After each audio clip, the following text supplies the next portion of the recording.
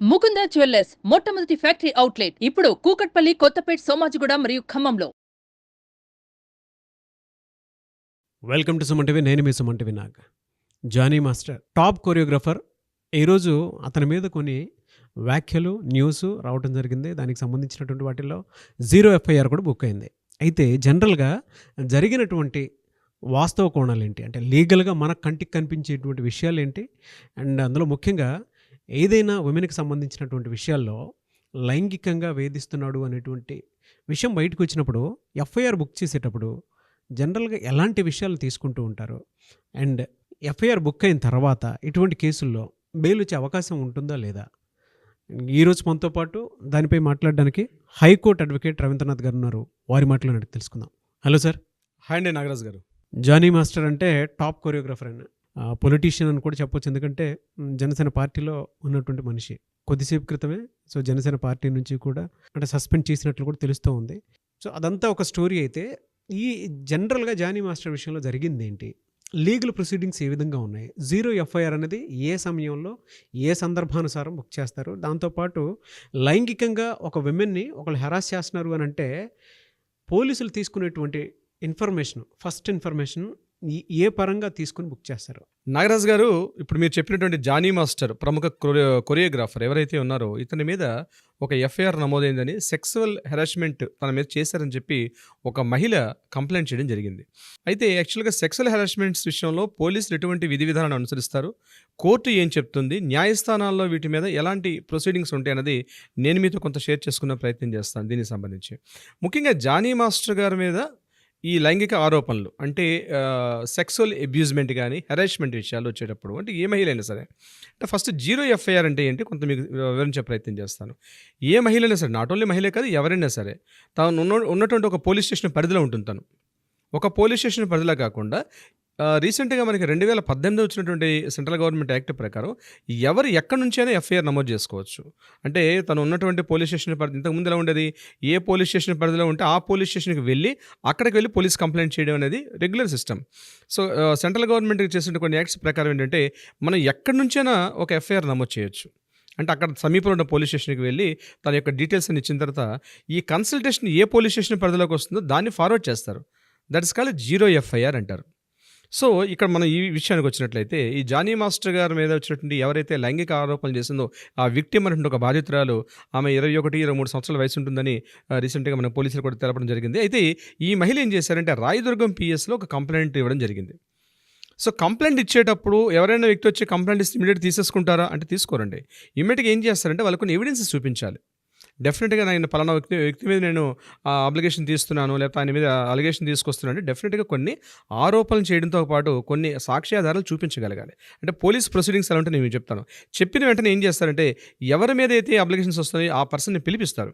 జనరల్గా పిలిపించి ఆయనతో మాట్లాడి ఇవి కరెక్టా కాదని మాట్లాడతారు. మాట్లాడిన తర్వాత ఎఫ్ఐఆర్ నమోదు చేస్తారు. This is the system. First ఇంట్రాగేషన్కి పోలీసులు పిలుస్తారు. ఒక వ్యక్తి వచ్చి తన కంప్లైంట్ ఇవ్వగానే ఆ పర్సన్ ఇమీడియట్గా పిలిపిస్తారు. పిలిచి పోలీస్ స్టేషన్లో మాట్లాడతారు. మాట్లాడిన తర్వాత ఆ యొక్క సాక్ష్యాధారాలు బలంగా ఉన్నాయని పోలీసులు నమ్మిన తర్వాతనే ఎఫ్ఐఆర్ నమోదు చేస్తారు. సరే, ఇవి జరిగిందా జరగలేని విషయం మనకు ప్రస్తుతానికి అప్రస్తుతమైనప్పుడు కూడా మనకు అంత క్లియర్గా తెలియదు. బట్ ఏదైనప్పుడు కూడా ఈ అమ్మాయి ఎవరైతే ఉన్నారో ఈ అమ్మాయి మీద ఈ అమ్మాయి ఒక ఎఫ్ఐఆర్ని అయితే రాయదుర్గం పిఎస్లో చేసినప్పుడు రాయదుర్గంలో ఉన్న పోలీస్ స్టేషన్లు ఈ కేసు నార్సింగ్ పోలీస్ స్టేషన్ పరిధిలో వస్తుందని చెప్పి అక్కడ నార్సింగ్ పిఎస్ పరిధిలో ట్రాన్స్ఫర్ చేశారు.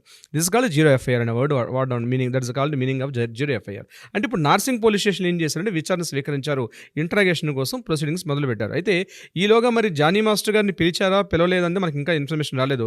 బట్ మనకి ఎఫ్ఐఆర్ నమోదైంది. ఆ ఎఫ్ఐఆర్ యొక్క డీటెయిల్స్లోకి మనం వెళ్ళే ప్రయత్నం చేద్దాం నాగరాజ్ గారు. ఈయన మీద చేసినటువంటి ఎఫ్ఐఆర్ యొక్క డీటెయిల్స్ ఏంటంటే ఈయన మీద సెక్షన్ 376 అనేటువంటి 376/2/N అన్నటువంటి ఒక సెక్షన్ ఈయన మీద నమోదు చేశారు. దాని అర్థం ఏంటంటే దట్ ఇస్ కాల్డ్ రేప్. అంటే 376/2/N అంటే ఒకే వ్యక్తి ఒకే మహిళపై అనేక మార్లు అత్యాచారం చేయడాన్ని ఇది ఎన్ సూచిస్తుంది అనమాట. 376/2/N అనేది ఒకే వ్యక్తి ఒకే మహిళపై రిపీటెడ్గా అత్యాచారం చేయడం కింద సెక్షన్ కిందగా ఇది చూపిస్తుంది.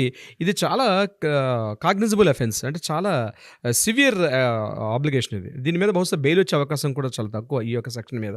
అంటే వీలైతే అప్ టు 10 years వరకు జైలు శిక్ష ఉంటుంది, వీలైతే మరణదండన కూడా వేసే సెక్షన్ ఉంటుంది. అంటే ఇవన్నీ కోర్టులో ట్రయల్స్ అన్ని ప్రూవ్ అయ్యి ఎవ్రీథింగ్ అయినప్పటికీ అప్పుడున్నటువంటి పోలీస్ అంటే అప్పుడున్నటువంటి జడ్జి గారు న్యాయస్థానాలు ఏం చెప్తాయంటే ఈ సెక్షన్ మీద ఉన్నటువంటి అంటే ఈ యొక్క సెక్షన్కి శిక్షలే ఉంటాయని చూపిస్తాం మనం.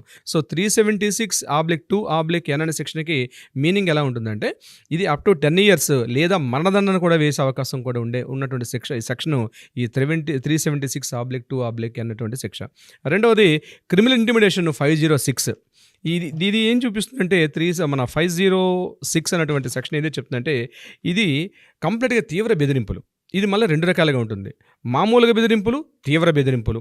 ఫర్ ఎగ్జాంపుల్ మామూలుగా బెదిరించండి, నేను అంత చూస్తాను, నేను చంపేస్తా, ఇట్లాంటి వర్డ్స్ వాడతారు చూడండి. ఇవి రికార్డ్ చేసుకుని కానీ చెప్పగలిగితే సాధారణ బెదిరింపులు, నీ ఆస్తి మొత్తం కబ్జా చేస్తా, నీ ఎంత చూస్తా, నేను చంపేస్తా, ఇట్లాంటి వర్డ్స్ వాడతారు చూడండి. అట్లాంటి వాడేటప్పుడు మనం సెక్షన్ 506 కిందకు వస్తుంది. దీంట్లో తెలిపేది ఏంటంటే అప్ టు మ్యాక్సిమం 10 years శిక్ష కూడా ఉంటుంది. మామూలు సాధారణం అయితే 1 to 3 years వేస్తారు. తీవ్రంగా ఉన్నటువంటి నేరారోపణ అయితే మాత్రం దీన్ని మరలా అప్ టు 10 years వరకు వేసే శిక్ష ఉంటుంది ఈ 506. ఇది కూడా ఈయన మీద నమోదు చేయడం జరిగింది. ఇక మూడవది వాలంటరీ కాజింగ్ హర్ట్, అంటే ఇది సెక్షన్ 326 కింద వస్తుంది. అంటే ఏంటి, కత్తితో కానీ తుపాకీతో కానీ లేదా ఏదైనా పదునైన ఆయుధంతో నువ్వు నా కోరిక తీర్చకపోతే నేను చంపేస్తా అన్ని బెదిరింపులు అనమాట. బెదిరింపులకు పాల్పడడం. అలాగే యాసిడింగ్ అంటే రెడ్ కలర్ ఆమ్ల పదార్థాలతో అటాక్ చేయడం, యాసిడ్స్ చేయడం, రక్తం వచ్చేటట్టుగా కొట్టడం, అంటే ఏవైనా అటువంటి కెమికల్ యూజేషన్ చేసినప్పుడు ఈ 326 అటువంటి సెక్షన్ యూజ్ అవుతుంది అనమాట. ఇది కూడా అప్ టు 10 years వరకు ఉన్నటువంటి శిక్ష ఈ 326 అనేటువంటి ఈ యొక్క సెక్షన్. సో మనకు అందినటువంటి ఎఫ్ఐఆర్ రిపోర్ట్ ప్రకారం జానీ మాస్టర్ గారి మీద ఈ అమ్మాయి ఎవరైతే విక్టిమ్ ఉందో అభియోగం చేసినటువంటి అభియోగాలు ఈ సెక్షన్స్ కింద చేయడం జరిగింది. సో ఇప్పుడు ఏం చేస్తారు, నెక్స్ట్ ప్రొసీడింగ్స్ ఎలా ఉంటాయంటే ఇమ్మీడియట్గా ఈ నార్సింగి పోలీస్ స్టేషన్లో ఉన్నటువంటి ఈ నమోదైన కేసు ఇది రాజేంద్రనగర్ కోర్టు కిందకు వస్తుంది. ఇది ఎలా ఉంటుందంటే ఈ ఇమ్మీడియట్గా వాళ్ళని కస్టడీలో తీసుకుంటారు, ఇమ్మీడియట్గా అరెస్ట్ చేస్తారు. ఎఫ్ఐఆర్ కింద అరెస్ట్ చేసి ఇక్కడే పోలీసులు ఏం చేస్తారంటే వీలైతే అరెస్ట్ చేసి కూడా ఇంట్రాగేషన్ కింద 1-2 days కూడా పెట్టే అవకాశం ఉంటుంది. యాక్చువల్గా వీళ్ళకి రూల్ ప్రకారం ఏంటంటే అరెస్ట్ చేయగానే వితిన్ 24 hours కోర్టులో ప్రొడ్యూస్ చేయాల్సి వస్తుంది. బట్ ఇక్కడ 2 days చేస్తారా, 1 day పెడతారా, ఇమీడియట్గా ఏ రోజు అయితే కోర్టులో ప్రొడ్యూస్ చేసిన రోజు నాడే అరెస్ట్ చూపిస్తారని దట్ ఈస్ డిఫరెంట్. చేసినప్పుడు కోర్టులో ప్రొడ్యూస్ చేస్తారు ఇమీడియట్గా. ఇప్పుడు ఏం చేస్తారంటే కోర్టులో ప్రొడ్యూస్ చేసినప్పుడు ఇమీడియట్గా ఈయనకి 14 days రిమాండ్ అయితే కోర్టు విధిస్తుంది. ఈయనకి దగ్గరలో ఉంటే బహుశా మన హైదరాబాద్ పరిధి కాబట్టి సైదాబాద్లో జైలు వైపు పంపించే అవకాశం ఉంటుంది. 14 days అక్కడ రిమాండ్లో ఉంటారు. ఈయన ఇక్కడ కంప్లీట్ 14 days ఉండేటప్పుడు దీని మీద ఈ రిపోర్ట్స్ ఈయన మీద ఇంట్రాగేషన్ చేస్తారు, అవునా కాదని విషయాల మీద పోలీసులు ఇంట్రాగేషన్ చేస్తారు. దట్ ఇస్ కాల్డ్ రిమాండ్ అంటారు. రిమాండ్లో పెడతారు 14 days. 14 days అయిన తర్వాత మళ్ళీ జడ్జి గారి ముందు మళ్ళీ ప్రవేశపెట్టడం జరుగుతుంది. మళ్ళీ వీలైతే ఇంట్రాగేషన్ సరిపోలేదండి మళ్ళీ ఎక్స్టెండ్ చేయమంటే మళ్ళీ 14 days మళ్ళీ రిపీటెడ్గా 14 days చేసుకుంటూ వెళ్తారు. జనరల్గా నేను మాట్లాడుతున్నానండి, కోర్టులో జరిగే సిస్టమ్ నేను మాట్లాడుతున్నాను. ఇది జానీ మాస్టర్ గారికి ఈ విషయం చేస్తారా చేయలేదు దట్ ఈస్ ద సిచ్యువేషన్ మారిపోవచ్చు. బట్ కోర్టులో జనరల్గా సిచ్యువేషన్ నేను చెప్తున్నాను. ఇక్కడ ఏమవుతుందంటే ఇమీడియట్గా తనకు ఒక అరెస్ట్ చేసేటప్పుడు కూడా ప్రొసీడింగ్స్ ఎలా ఉంటాయంటే ఇమీడియట్గా ఆ వ్యక్తిని అరెస్ట్ చేసే ముందు ఎందుకు అరెస్ట్ చేస్తున్నావు ఏంటంది ఒక అరెస్ట్ వారెంట్ చూపిస్తారు, వారెంట్ ప్రకారం ఆయన అరెస్ట్ చేస్తారు. సో వారెంట్ చేసి అరెస్ట్ చేసిన తర్వాత అతన్ని ఒక న్యాయవాదిని ఒక అడ్వకేట్ను మాట్లాడుకుంటారు. అడ్వకేట్తో పాటు బెయిల్ అప్లై చేస్తారు. అయితే ఎప్పుడైతే ఎఫ్ఐఆర్ నమోదైందో ఇతను అరెస్ట్ కాకుండా కూడా ఒక యాంటిసిపేటరీ బెయిల్ తీసుకోవచ్చు. అది యాంటిసిపేటరీ బెయిల్ ఇమీడియట్గా అప్లై చేస్తుంది. ఇవ్వచ్చు ఇవ్వకపోవచ్చు, బట్ యాంటిసిపేటరీ కొద్దిగా ఎక్స్పెన్సివ్గా ఉంటుంది. ఆ యాంటిసిపేటరీ బెయిల్ వస్తే ఇమీడియట్గా ఇది ఇంకా ఆయన అరెస్ట్ చేసే అవకాశం కూడా ఉండదు. అయితే దీనిలో యాంటిసిపేటరీ బెయిల్ వస్తుందా రాదండి సిచ్యువేషన్స్ని బట్టి అప్పుడున్నటువంటి కోర్టులో న్యాయస్థానంలో జడ్జి గారి యొక్క మూడ్స్ని బట్టి కూడా ఉండే అవకాశం కూడా ఉంటుందండి. నేను కొద్దిగా సాహసిస్తున్నాను నాగరాజు గారి వర్డ్ చెప్పడానికి. సో జడ్జిల మూడ్ని బట్టి కూడా మారిపోయే అవకాశం కూడా ఉంటుంది. సో బెయిల్ వస్తుందా రాదండి అది. సో ఈ 14 daysలో కంటిన్యూగా రిపీటెడ్ ఒక బెయిల్ అప్లై చేస్తుంటాం, బెయిల్ ఫెయిల్ అవుతుంటుంది, బెయిల్ అప్లై చేస్తారు, బెయిల్ ఫెయిల్ అవుతుంది, ఇది ఒక ప్రొసీజర్ నడుస్తూనే ఉంటుంది. బట్ ఏదో ఒక రోజు నాటికి అయితే ఇక్కడ పోలీసులు ఏం చేస్తారంటే నాగరాజు గారు టెక్నికల్గా నేను చెప్తాను, కొద్దిగా ఇవన్నీ లీగల్ విషయాలు ఓపెన్ ఫోరంలో మాట్లాడే కొద్దిగా ఇబ్బందిగా ఉంటాయి. ఇక్కడ పోలీసులు ఛార్జ్ షీట్ ఫైల్ చేయరు సార్, లేట్ చేస్తారు ఛార్జ్ షీట్ ఫైల్ చేయాలంటే. ఎందుకు లేట్ చేస్తారు, ఛార్జ్ షీట్ కానీ ఫైల్ అయిందంటే డెఫినెట్గా బెయిల్ అనేది ఇవ్వాలి యాజ్ పర్ రూల్ ప్రకారం. సో వీళ్ళు ఏం చేస్తారంటే బెయిల్ ఇది ఎలా ఉంటుందంటే టామ్ అండ్ జెర్రీ గేమ్లా ఉంటుంది అనమాట. సో ఇమీడియట్గా ఎప్పుడైతే బెయిల్ ప్రాబ్లం వస్తుంది కాబట్టి వీళ్ళు ఏం చేస్తారంటే ఛార్జ్ షీట్ ఫైల్ చేయరు. అది ఇన్ని రోజులు టైం అంటుంటుంది. యాక్చువల్ 90 days టైం ఉంటుంది, యాక్చువల్గా 60 days కొన్ని విషయాలు ఉంటుంది. సో 60 days డ్రాగన్ చేస్తారు. So once charge sheet file అయిన తర్వాత అగైన్ అప్పుడు ఛార్జ్ షీట్ ఫైల్ ఓకే చేశాక అప్పుడు కోర్టులో ట్రయల్ స్టార్ట్ అవుతాయి. సో అప్పటి వరకు ఈ అమ్మాయి సింగిల్గా ఒకసారి కోర్టుకు సరిపోతుంది. బట్ ఎవరైతే ఈ పర్సన్స్ ఉన్నారో మన జానీ మాస్టర్ గారు అయితే రిపీటెడ్గా కోర్టుకి అయితే అటెండ్ అవ్వాల్సి వస్తుంది కంప్లీట్గా కంటిన్యూగా. అప్పుడు అప్పుడు కోర్టులో ట్రయల్ స్టార్ట్ అవుతాయి. ఇది 1 ఇయర్ పడుతుందా, 2 ఇయర్స్ పడుతుందా, 3 ఇయర్స్ పడుతుందా అన్నది ఆ కేసుకు ఉన్నటువంటి తీవ్రతను బట్టి ఉంటుంది. జడ్జిమెంట్ ఒకసారికి వచ్చే అవకాశం ఉంటుంది. ఇది యాక్చువల్‌గా లీగల్ ప్రొసీడింగ్స్ మాత్రమే నేను చెప్పేది నాగరాజు గారు. ఇప్పుడు ఈయనకి ఈ విషయంలో బెయిల్ వచ్చే అవకాశం ఉంటుంది అనుకోవచ్చా, రాదనుకోవచ్చా? ఇది యాక్చువల్‌గా ఈ సెక్షన్స్ ప్రకారం అయితే, నాకున్న ఇన్ఫర్మేషన్ ప్రకారం అయితే ఈ 14 డేస్ 1 మంత్‌లో వచ్చే అవకాశం చాలా తక్కువ అండి యాక్చువల్‌గా ఇవి. యాంటిసిపేటరీ బెయిల్ ఈ యాంటిసిపేటరీ బెయిల్ అది మేబీ అండి. అది మనం చెప్పొచ్చు, చెప్పలేము. అది సిచ్యువేషన్ చెప్పలేము మనం. యాంటిసిపేటరీ బెయిల్ రావచ్చు, రాకపోవచ్చు. ఎందుకంటే నేను సొసైటీలో ఫిగర్‌గా ఉన్నాను. అయితే దీనికి సంబంధించి మనకి ఉమెన్ సేఫ్టీ వింగ్ అని WSW ఉంది. శిఖాగోయల్ గారు దీని డీజే గారు. ఆవిడ కూడా మాట్లాడుతూ ఒక విషయం చెప్పడం జరిగింది. ఇవన్నీ కూడా ఒక ఇండస్ట్రీకి సంబంధించింది కాబట్టి ఒక పోష్ యాక్ట్ ఉంది. అంటే prevention of the sexual harassment act, posh act 2013 act ఇది. సో దీని ప్రకారం ఏంటంటే ఒక ఇంటర్నల్ కమిటీ, అంటే ప్రతి వ్యాపార సంస్థ కానీ ఒక ఆర్గనైజేషన్లో కూడా ఒక కమిటీ వేసుకోవాలి. ఇటువంటి ఏమైనా ఆబ్లిగేషన్స్ వచ్చేటప్పుడు ఫస్ట్ కమిటీకి ముందు చూపించాలి. కమిటీ యాక్సెప్టెన్స్ చేయకపోతే అప్పుడు యాక్చువల్‌గా ఎఫ్ఐఆర్ నమోదు చేయాలి.